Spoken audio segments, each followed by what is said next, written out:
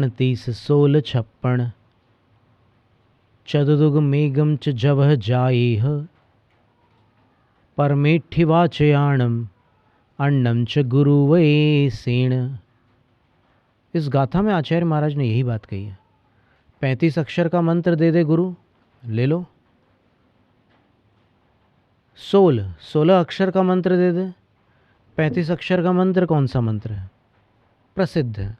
नमो अरहंताणम, नमो सिद्धाणम, नमो आईरियाणम, नमो उवज्झायाणम, नमो लोए सव्वसाहूणम, अथवा नमो अरिहंताणम। 2 पाठ मिलते हैं, अरहंताणम अरिहंताणम, दोनों चल सकते हैं, 35 अक्षर हो जाएंगे। 16 अक्षर का जाप, अरहत सिद्धाचार्य उपाध्याय सर्व साधुभ्यो नमः, ये 16 अक्षर का मंत्र हो गया। अथवा अरहंत सिद्ध आईर्य उवज्झाय साहू,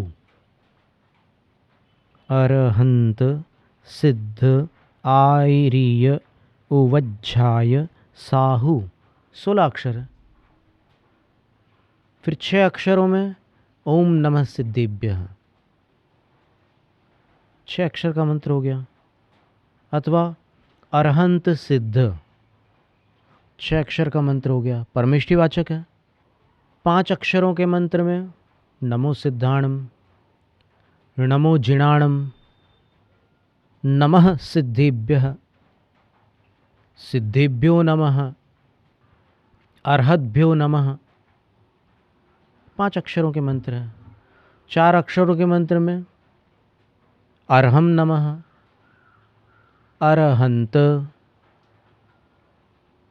ओम ह्रीम नमः, ये 4 अक्षरों के मंत्र हैं। फिर चदु के बाद में दुग, 2 अक्षर का मंत्र, सिद्ध, ओम ह्रीम, 2 अक्षर के मंत्र हो गए। फिर 1 अक्षर के मंत्र ओम, ह्रीम, श्रीम, ऐम, ये सब बीजाक्षर 1 अक्षर के मंत्र हैं। 2 अक्षर में आरहम भी है। तो जब आचार्य नेमिचंद सिद्धांत चक्रवर्ती कह रहे हैं कि गुरु के उपदेश से इन मंत्रों को जपे और ध्यान करें, क्या आवश्यकता है गुरु के उपदेश से करने की? कहीं किताब से पढ़कर अपन अपने मन से नहीं कर सकते? इसका उत्तर मूलाचार ग्रंथ में आचार्य वटकेर स्वामी ने दिया है। आप विचार कीजिए कि जो मैना सुंदरी थी, वो श्रीपाल अपने जो कुष्ठपति रुग्णपति की सेवा में रात दिन तत्पर रहती थी। कभी कभी अनेकानेक उपचार करने पर भी लाभ नहीं मिलता तो वो आकुलित होती थी। किसी दिन जब वह मंदिर में गई, जिनालय में, भगवान की भक्ति की, गुरु की भक्ति की, तो मुख मुद्रा को म्लान देखकर, यानी मुखड़ा मुरझाया हुआ देखकर गुरु समझ गए कि यह व्यथित है, किसी कारण से यह दुखित है। और तभी वह सती मैना सुंदरी भी हाथ जोड़कर गुरु से मस्तक झुकाकर प्रश्न करती है कि हे गुरुवर, हमारे तीव्र कर्मों का अंत कब होगा और कैसे होगा? देखिए, आलसी मनुष्य कब होगा केवल एक प्रश्न पूछ करके संतुष्ट हो सकता है, लेकिन पुरुषार्थी कैसे होगा उस उपाय को भी पूछता है। तो मदन सुंदरी, जिसका नाम मैना सुंदरी है, उसको आचार्य महाराज ने, जो मुनिराज वहाँ विराजमान थे, उन्होंने सिद्ध चक्र के अनुष्ठान की पूरी जानकारी दी। सिद्ध चक्र की आराधना का जो अनुष्ठान होता है उसकी जानकारी दी, और उत्कृष्ट विधि का उस सती ने अनुष्ठान किया और वह मंत्र भी ओम अस्या उषा नमः गुरु के ही मुख से मैना सुंदरी ने प्राप्त किया था। और अब मंत्र और मांत्रिक, इन दो के बीच में गुरु का क्या महत्व है, मूलाचार ग्रंथ में देखते हैं। मुनिराजों के आचार शास्त्र मूलाचार ग्रंथ की गाथा 571 में 571 लिखा है कि अरहंतों की भक्ति से क्या लाभ होता है और आचार्यों की भक्ति से क्या मिलता है। उसका उत्तर दिया है, भक्ति जिणवराणम खीयदिजं पुव्व संचिदम कम्मम आयर्य पसायणय विज्जामंताय सिद्धंती। अरहंतों की भक्ति से, जिनेंद्रों की, जिनवरों की भक्ति से पूर्व संचित पाप नष्ट होता है। यानी भक्ति की शक्ति पाप की शक्ति को समाप्त कर देती है। और आचार्यों की कृपा से विद्याएं और मंत्र सिद्ध होते हैं। तो मूलाचार ग्रंथ में ये बात उल्लिखित है कि आचार्य की कृपा से, आचार्य के आशीर्वाद से विद्या और मंत्र सिद्ध होते हैं। तो यदि आचार्य महाराज कोई मंत्र देते हैं किसी भक्त को पात्र मान करके, तो फिर आपत्ति कैसी। रैणसार ग्रंथ में जो मंत्र तंत्र के विषय में निषेधात्मक वचन आए हैं, उसका अभिप्राय ग्रहण करने योग्य है। शब्दग्राही जीव आग्रही बन जाते हैं और अभिप्राय ग्राही जीव विनयी बन जाते हैं। मूलाचार ग्रंथ के टीकाकार आचार्य वसुनंदी सिद्धांत चक्रवर्ती ने भी गाथा क्रमांक 264 में, जहाँ प्रभावना अंग का वर्णन है, साधु धर्म प्रभावना कैसे कैसे कर सकते हैं, उसका विवरण किया है। और उस विवरण के अंतर्गत उन्होंने अपि शब्द की व्याख्या करते हुए लिखा है कि शास्त्रार्थ में मिथ्यावादियों पर विजय प्राप्त करके, अष्टांग निमित्त ज्ञान का प्रयोग करके, दान पूजा आदि धार्मिक आयोजनों के द्वारा भी मुनि, दिगंबर मुनि धर्म की प्रभावना कर सकते हैं। यह उनकी पदवी के अनुकूल दर्शनाचार है। और इसी प्रकार सर्वार्थ सिद्धि ग्रंथ में आचार्य पूज्यपाद स्वामी ने उत्तम की परिभाषा दी है, संयतस्य योग्यम ज्ञानादिदानम त्यागः। साधु द्वारा देने योग्य वस्तु है, उसका जब साधु दान करते हैं तो वो उनका त्याग धर्म होता है। तो साधु क्या क्या दे सकते हैं? दीक्षा दे सकते हैं, व्रत दे सकते हैं, प्रायश्चित दे सकते हैं, उपदेश दे सकते हैं और मंत्र भी दे सकते हैं। तो ये उनका त्याग धर्म होता है। रैणसार में जो बात आई है, वो रैणसार की गाथा 103 में लिखा है, ज्योतिष, वैद्यकी एवं मंत्रों से अर्थोपार्जन करना साधुओं के लिए दोषपूर्ण है।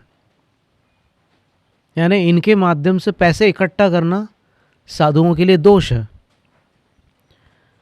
पर किसी की भलाई करना, अपने व्रतों की मर्यादा में किसी की भलाई करना प्रभावना का कारण है। और मर्यादा का कदाचित उल्लंघन होता है, किंचित उल्लंघन होता है, तो उसका शुद्धिकरण भी कर लेते हैं। कि ये जा तू जग में भलाई का काम, ऐसा एक भजन है प्रदीप कवि का। वो इनके जीवन में देखने को मिलता था। जैनम जयतु शासनम। 108 आचार्य श्री विमल सागर जी महाराज की जय। मैं विमल कुमार सेठी, पन्नालाल जी सेठी का छोटा भाई, और अभी इस वक्त में श्री नवग्रह जिनालय, चंद्र प्रभु नवग्रह जिनालय, खटखटी, कार्बी आंगलोंग डिस्ट्रिक्ट, आसाम में खड़ा हूँ, जो दीमापुर से 8 किलोमीटर दूरी पर है। आज से 12 वर्ष पहले ये इस मंदिर जी की के समस्त नवग्रह जिनालय प्रतिमा का प्रतिष्ठापन हुआ और पंच कल्याणक प्रतिष्ठा हुई। और जब ये 1984 में मैंने ये ज़मीन मात्र 8,500 रुपये में ये 10 बीघा ज़मीन करीब खरीदी थी। और गुरु महाराज से मैंने 1990 के आसपास में पूछा, महाराज कोई डेवलपमेंट नहीं हो रहा, क्या करें? तो महाराज श्री ने बोला था कि यहाँ पर मंदिर, देवरे, स्कूल, धर्मशाला सब बनेंगे। तो ये गुरु का कृपा थी विमल सागर जी महाराज की कि यहाँ पर जिनालय बना। हमारे बड़े भाई साहब पन्नालाल जी सेठी का संपूर्ण योगदान, हम सब भाइयों का संपूर्ण योगदान था और ये जिनालय बन सका। और ये जो विमल समाधि मंदिर जो मेरे बगल में, इस मंदिर जी के जस्ट बगल में, वो मुनि श्री प्रसन्न सागर जी महाराज ने 2013 में प्रतिष्ठा की थी। और यहाँ का अतिशय ऐसा है कि यहाँ पे जो भी भक्त आता है शुद्ध भाव से नारियल चढ़ा करके जो भी वरदान मांगता है वो पूरा होता है। और ये मैं भी अनुभूत हूँ, और भी जैनेतर लोग भी यहाँ आते हैं, अपना वरदान प्राप्त करके जाते हैं, उनका कार्य होता है। और मैं विमल सागर जी महाराज से तो 1973 से जुड़ा हुआ हूँ। फर्स्ट दर्शन ही विमल सागर जी महाराज का हुआ। और समेत शिखर की पहाड़ी पर मुझे महाराज श्री मिले। तो महाराज श्री को मैंने पूछा, महाराज नमोकार मंत्र की सिद्धि हो सकती है क्या? महाराज श्री ने मुझे कहा, विमल तुम कभी सिद्धि में मत जाना, तुम नमोकार मंत्र की और अन्य अपने जिनागम के मंत्रों की आराधना करो, देवी देवता अपने आप आएंगे। और आज भी गुरु कृपा से आते हैं। और महाराज श्री ने मुझे कोई दिव्य दृष्टि दी थी और रत्न का व्यापार करने की निर्देश दिया, तो वही मैं कर रहा हूँ। उसमें बहुत लाभ हो रहा है और धन प्रभावना कर रहा हूँ। और गुरु महाराज के आशीर्वाद से जिसको जो प्रेडिक्शन करता हूँ, जो बात बता देता हूँ, R.K. जैन भाई साहब, शिखरचंद पहाड़िया, बड़े भाई साहब लोग, छोटा भाई जो भी आता है, या और अन्य अधिकारी, ITO वगैरह, बड़े लोग आर्मी के सब आते हैं मुझसे पूछने। और मैं सबको कई लोगों को मांस का त्याग कराता हूँ जो जनेतर लोग हैं, और वो त्याग करते हैं और उस त्याग के प्रभावना से उनका कार्य सिद्ध होता है। और गुरु महाराज की ऐसी कृपा है कि नमोकार महामंत्र का ही विशेष माला फेंट जाप करने के लिए बोलते थे, तो वो मैं निर्बाध करते आ रहा हूँ। और हम सब भाइयों ने जो भी 10 लक्षण व्रत है और भी त्याग का कार्य है, धर्म का मार्ग है, उसमें हम लोग आगे बढ़ते रहते हैं, करते रहते हैं यथाशक्ति। और गुरु की कृपा से ये शक्ति बनी रहे कि जिन धर्म की प्रभावना और प्रचार प्रसार, और आपकी ये मीडिया चैनल जो अति उत्तम चैनल है, इस चैनल के द्वारा पूरे विश्व में सबको मैं ये संदेश देना चाहता हूँ कि सब धर्म से जुड़े, क्योंकि धम्मम शरणम पवज्जामि, धर्म ही अंतिम शरण है और उसी से हमें धर्म, अर्थ, काम और मोक्ष की प्राप्ति होती है। 28, 29, 30 दिसंबर 2019 श्री समेत शिखर जी में गुरु महाराज विमल सागर जी महाराज के 25वां रजत जयंती, वो स्वर्ग में गए थे, उस दिन उनका देहावसान हुआ था। प्यारे प्यारे भाइयों बहनों, मैं आप लोगों से विनम्र निवेदन करता हूँ कि आप लोग सब यदि धर्म का विशेष लाभ लेना और गुरु महाराज का वरदान प्राप्त करना है, तो दिसंबर 2019 28, 29 और 30 तारीख को गुरु महाराज की रजत पुण्यतिथि मनाई जाएगी, जिसमें पंचामृत अभिषेक और भी बहुत सारे अनुष्ठान विधान वगैरह होंगे। आप सभी सादर आमंत्रित है, पधारिए, धर्म लाभ लेवें। और मैं आपको एक विशेष बात बताना चाहता हूँ। एक बार मैं महाराज श्री के पहले भी निर्देश दिया था, तो मैं एक बार बिना धोख दिए पहाड़ पर जा रहा था। महाराज श्री का मतलब समाधि मंदिर जो बना हुआ है विमल सागर जी महाराज का, वहाँ मैंने धोख नहीं दिया, सीधा जाने लगा पहाड़ पर। तो इतने में मेरे को क्या हुआ, मैं वहाँ पर गिरा और मेरे हाथ में खून आ गया, मुझे चोट लग गई। फिर कोई एक आदमी अचानक में आया रात के 2:30-3 बजे के आसपास, तो फिर उसने मुझे चूना दिया, मैंने चूना लगाया। फिर मैं वापस रिटर्न आके महाराज श्री को धोख दी। फिर मैं वंदना की और वंदना निर्वाद इतनी अच्छे से हुई, तब मुझे संज्ञान हुआ कि कुछ भी हो, गुरु की महिमा वर्णी न जाए, गुरु नाम जपो मन वचन का है। तो मैंने महाराज श्री को फिर धोख दी, तब मेरी वंदना सफल हुई। और ये गुरु महाराज का अचिंत्य फल है कि महाराज श्री ने कोई दिव्य दृष्टि मुझे दी थी, तो उसके द्वारा मैं कोई भी प्रश्न उत्तर करते हैं तो मैं महाराज श्री का नाम लेके बोलता हूँ, कार्य सफल सबका हो जाता है।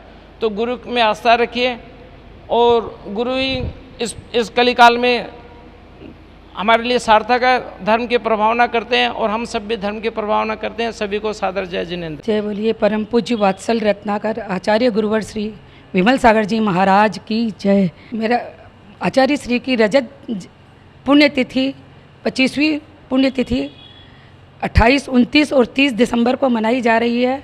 मेरा आप सबसे विनम्र अनुरोध है कि आप सपरिवार सहित समेत शिखर जी में पधार कर गुरुवर की याद में सभी वहाँ पर पधारें और हम सभी मिलकर आचार्य श्री की पुण्यतिथि मनाएं, एक साथ होकर मनाएं तो मुझे बहुत खुशी होगी।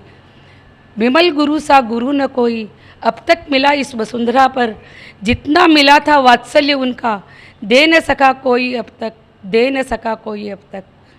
जो ले परम पूज्य आचार्य गुरुवर श्री विमल सागर जी महाराज की जय। मैंने सबसे प्रथम गुरुदेव के दर्शन 12 वर्ष की उम्र में समेत शिखर जी में किए। उस समय भरत सागर जी की दीक्षा हुई थी, मतलब 72 में विमल भरत सागर जी महाराज की दीक्षा हुई थी और 73 में उनको लेकर पहली बार आचार्य श्री शिखर जी में आए थे। उस समय महाराज जी पहाड़ से उतर रहे थे और मैं 20 पंथी में जा रही थी और सबसे प्रथम दिगंबर साधु के दर्शन मुझे वहाँ समेत शिखर जी में विमल सागर जी महाराज के हुए। ये मेरा परम सौभाग्य है। और उसके बाद मैंने 78, 79 और 80 के अंदर सोनागिरी सिद्ध क्षेत्र के अंदर आचार्य श्री के पास मेरी माँ और मैंने और मेरे पन्ना भाई साहब ने, मेरे भागचंद भाई साहब ने, वो लोग वहाँ पर हम लोगों ने 4 महीने महाराज जी के चौके लगाए।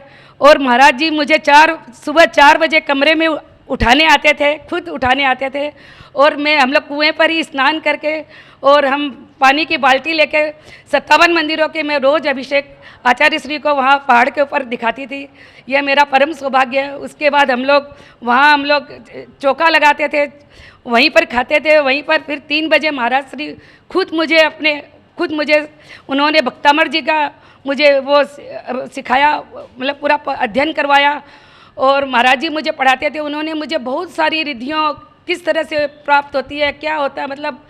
और वहाँ हम लोगों ने एक महाराज की समाधि भी कराई और समाधि किस तरह होती है ये भी मुझे आचार्य श्री ने ही बताया। और उसके बाद मेरा परम सौभाग्य है कि मैंने आज तक अभी तक मैंने 6 समाधियाँ करवा दी है। ये सब आचार्य श्री का ही पुण्य प्रताप है और उन्हीं की कारण ही मतलब मैं अडिग रहती हूँ और मुझे किसी प्रकार का भय नहीं लगता है। ये सब आचार्य श्री की ही कृपा है और उन्हीं की देन है। और मैं जहाँ भी अभी भी आचार्य श्री, मुझे कभी नहीं लगता है कि आचार्य श्री हमारे साथ नहीं है, क्योंकि मैं कितनी जगह ऐसा हुआ है कि मैं मतलब ऐसी तकलीफ़ में आ गई और वहाँ पर आचार्य श्री को याद किया और वहाँ पर कोई ना कोई आकर मेरी मदद कर देता है। किस रूप में आकर कर देता है मुझे पता नहीं। तो मैं सोचती हूँ कि मेरा मतलब आचार्य श्री आज भी मेरे आसपास रहते हैं और मुझे और मेरे सारे परिवार को उन्होंने जो कुछ दिया है उसका हम लोग शायद किसी भाव में भी हम लोग उसका मोल नहीं चुका पाएंगे। ऐसे गुरुदेव के चरणों में मेरा बारंबार नमन है, बारंबार नमन है, बारंबार नमन है। चलो आचार्य गुरुवर श्री विमल सागर जी महाराज की जय।